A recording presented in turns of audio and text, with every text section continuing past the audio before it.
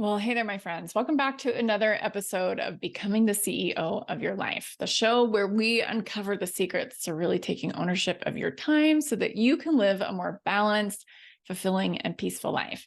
I am your host, Janeen, and I'm really excited about diving into this topic today, all about being efficient versus being effective with our time, because this is a subject I feel like hits kind of close to home for many of us. I know it did for me when I was realizing, oh yeah, I probably should shift some of my tactics and strategies on getting things done because I was at the time burning myself out. So before we get started, let me tell you something that you probably already know. Being a middle-aged woman is no walk in the park because we're juggling career and family and household responsibilities, and maybe even a social life if you're lucky and if you want that. That can feel like a never-ending hustle. But today we're going to explore a different way of managing our time, one that can help us to step off of the hamster wheel of life that so many of us are experiencing and find a more peaceful path to productivity. So where I want to start today is talking about the difference between efficiency and effectiveness, because you're probably wondering. So efficiency for many of us has become synonymous with doing more in less time. It's all about checking items off of our to-do lists and maximizing output. But effectiveness takes a different approach. It's all about doing the right things in the right way to achieve your goals. Instead of racing through tasks, it's all about choosing what truly matters and doing it well. I know for a long time, I actually said this to my husband multiple times. I would tell him, I just don't feel like I'm doing anything well. And it's frustrating, right? I've told you many times on this podcast that we are designed to progress. And so when it feels like we're not progressing on the things that matter to us, it feels like we're spinning and chasing our tail, and we get really frustrated with that. Efficiency might make us feel like superheroes in the moment. I know a lot of people used to tell me, oh my gosh, you're super mom by doing all the things, but it often leads to the burnout lifestyle and this feeling of overwhelm, because as we all know, as busy women, our to-do lists are endless. In fact, I know I used to kind of wear this efficiency badge as a badge of honor. I'd kind of hang my hat on all of the things that I was able to get done in a day. It was a good day if I got a lot of things done and I felt like I was super efficient with my time. And it was not a good day if there were a lot of hiccups or for whatever reason, I just wasn't as productive as I wanted to be. One of the problems with this is we get stuck in this trap of getting things done in order to get more done. Another problem that we have with this is that we start to equate our value and our worth with the amount of things that we can get done in a day. So I want you to hear me say this, because this is really important. You are not more worthy. You are not more enough by getting a lot of things done. It's like saying you're more of a fish the more you can swim. It just doesn't make sense. And it creates this toxic relationship with time and getting things done. But when we're focusing on being more effective with the time that we have, it empowers us to make choices that lead to a more balanced and fulfilling life. So as a productivity expert and someone who is committed to helping you find peace in your life, even with all the things that you have going on, I want to share some strategies to make this shift from efficiency to effectiveness. So the first one is to prioritize mindfully. So I want you to start to identify what your core values are. What are your priorities? What matters most to you in your life? And I know that your family and your career and your health and your personal growth and your community involvement are probably all on the list. But I want you taking this a step further. If you were to feel successful in each of these categories, what does that actually look like? And I want you to just give yourself permission to explore before you start to whittle things down. So knowing your values is going to help to guide your decisions and help you focus on what really matters to you. This is something that I talk about a lot on the show. The next thing that I want you to kind of keep in mind when you're going through this exercise is what's called the Eisenhower matrix. And this was first introduced to me actually in 7 Habits of Highly Effective People by Stephen Covey. And this is a very simple and powerful tool. So the Eisenhower matrix categorizes tasks into 4 quadrants. It categorizes things that are urgent and important, things that are important and not urgent, things that are urgent but not important, and things that are neither urgent nor important to you. The way that I was functioning before, when I felt burned out and overwhelmed with all the things, I was focusing on all of the quadrants except for the quadrant that included things that were important to me but not urgent. So in order to make this shift into being more effective with your time, you want to start to plan and schedule and think about the things that are inside of that quadrant, the things that are important and not urgent to you, and focus on aligning the tasks that you have during the week with those values. One last thing that I just want to say about this is our priorities are going to shift over time for sure. I mean, if this is the very first time that you're doing this exercise, you're going to immediately see things that are just not going to make the cut, and that's okay. But that might give you a little bit of anxiety to cut things out of your schedule, particularly if you're used to piling it all on and cramming it all in. So what I want you to do is I want you to just relax and give yourself permission to add things in and remove other things as you move along. This is a fluid process. And not only that, but once you kind of have things dialed in right now during this season of your life, you want to give yourself permission to also kind of ebb and flow with the things that you're adding and removing from your schedule. Okay, the second trick that you need to use in order to be more effective with your time is to learn how to restrain yourself. Oftentimes when people are talking about this, they're talking about setting boundaries, but as a life coach, I use the word boundary in a different way here. So what I'm talking about is learning the art of saying no. Saying no to yourself or to other people doesn't make you a selfish person. It's actually an act of self-care and love.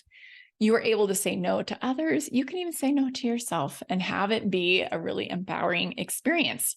One of the tools that I use all the time, this is probably the most frequent tool that I use, is called the say no sandwich. So when we say no, using the say no sandwich, we sandwich our no between two affirmations or two affirmative statements. You can affirm, for example, the relationship that you have with the person who made the ask. So you can say, oh my gosh, I would love to do this project with you because I just think you're so fun.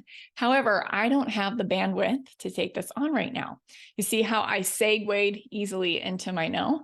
And then you want to finish also with another affirmative statement about them or the relationship. You can say something like, I wish you the best in this project, or whatever you want at the end of it. So you're leaving them with hopefully a feel-good statement at the end of your no. Learning how to communicate well helps you to say no with grace and kindness and clarity when you're speaking to someone, so that you're not having them circle back later because they think that you sincerely meant, oh, maybe another time, when you really didn't mean that. So you want to be really clear in the way that you are speaking. Another way is just to explain the situation. Just say, you know what? I am really trying to take better care of myself. And one of the things that I need to do right now is to protect my time. So I really just don't have the bandwidth to take on an extra project. And I'm really sorry. I wish I could help. You can also just explain that. That is also a really great way of expressing love and no at the same time. One last thing that I want to say here about saying no to people is that you need to manage the guilt that you probably are going to feel. Most women feel guilty for saying no, or they feel selfish for saying no. So what's helped me in the past is understanding what the trade-offs are. If I say yes to something, what am I saying no to by default? And for a long time, that was my health, not just my physical health, but my emotional and mental health as well. And I got to the point where I was so protective of my time that the guilty piece of it just hasn't really been a part of my life anymore. I don't feel guilty or selfish any other time when I say no, because I understand very clearly what the trade-offs are. And that for me was burnout and putting myself last and feeling depressed and anxious and all the things that I didn't want to feel or experience in my life anymore. Okay, the next strategy in being more effective with your time is learning how to time block. So every week, I have a weekly planning ritual with myself where I sit down, and this is where I make a list of all the things that I want to get done during the week. And then I actually schedule it on my calendar. I actually create time blocks for those events or for those things that I want to get done during the week. This can include anything from business things that I'm working on to family events to even my self-care things. I've talked about before on how I schedule restorative yoga classes with just myself. Sometimes my husband comes, my workouts, what I'm going to eat. Like all of these things are things that I actually plan into my life because I want to make them happen. They're very important to me. All right. The next thing about time blocking is you want to kind of embrace this idea of single tasking. I know as women, we get so used to multitasking things, right? I remember nursing babies and helping kids with homework. Like we get really good at doing that. But there are massive benefits of single tasking things.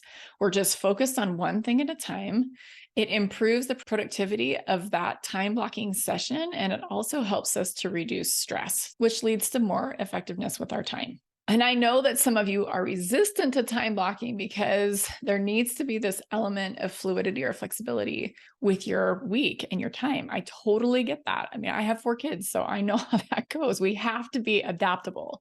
But you want to kind of embrace this idea of rigid flexibility in your life and give yourself permission to adjust the schedule when unexpected situations come up. But I want to warn you here about being onto yourself, because so often what I was doing in the past was I would justify that something would come up when it was really a strategy for me to make an excuse for not getting to the thing that I really needed to do and wanted to do during that time block that I just was uncomfortable doing. So you want to be onto yourself about that. Okay, the next thing is you want to delegate and outsource specific things. I talk a lot about elimination and simplification and delegating on the podcast. So you want to identify tasks that can be delegated. So this can include things like household chores to your kids, or maybe even to hired help, childcare, or even work-related responsibilities. Before I hired anyone to help me with my business, there was one thing that I really didn't like doing at the time, and that was my social media. I'm actually at a point now where I actually enjoy doing it much more than I used to, but I knew as soon as I had a little extra funds to hire somebody, that was the first thing that I was going to take off my plate. Another way that you can do this is just flat out asking for help. And I know many moms resist doing this. And I was one of them because, like I said before, I kind of wore that super mom badge as a badge of honor. And I tried to do everything on my own. But that was one of the things that was, I think, part of why I struggled so hard. You want to embrace this idea that it's perfectly acceptable for you to ask for help from family members or friends or even hired professionals to help you get things done. If they can't do it, they'll say no, and you can just move on. It's the worst thing that can happen. Last thing that I want to say here, as far as delegating and outsourcing, is you want to let go of this idea that it has to be done perfectly.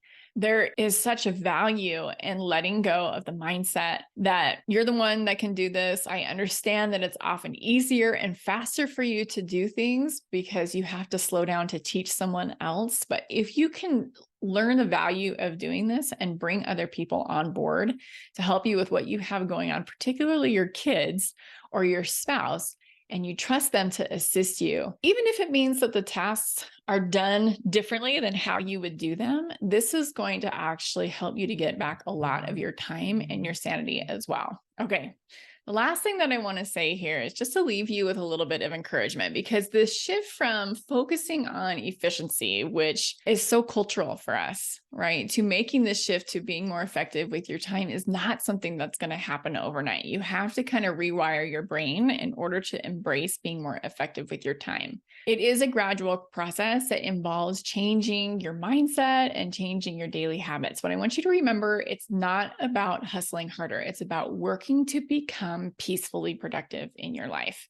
The real magic happens when you start to embrace being more effective with the time that you have. It's about creating a life where you have time to savor the moments with your family and to take care of yourself and to pursue your passions without the constant pressure to always be doing more.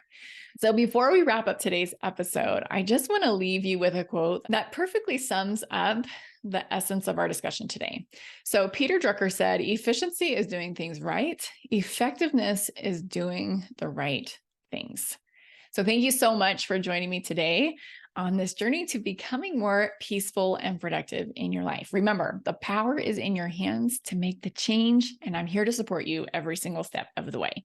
So that's all for today's episode. If you enjoyed the content, please don't forget to subscribe and share and leave me a review.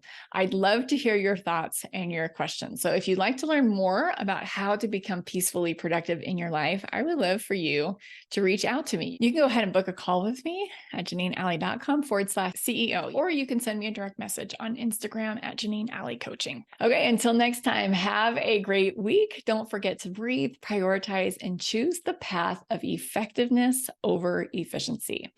All right, be well and have a wonderful week. We'll talk to you soon. We'll see ya. Bye.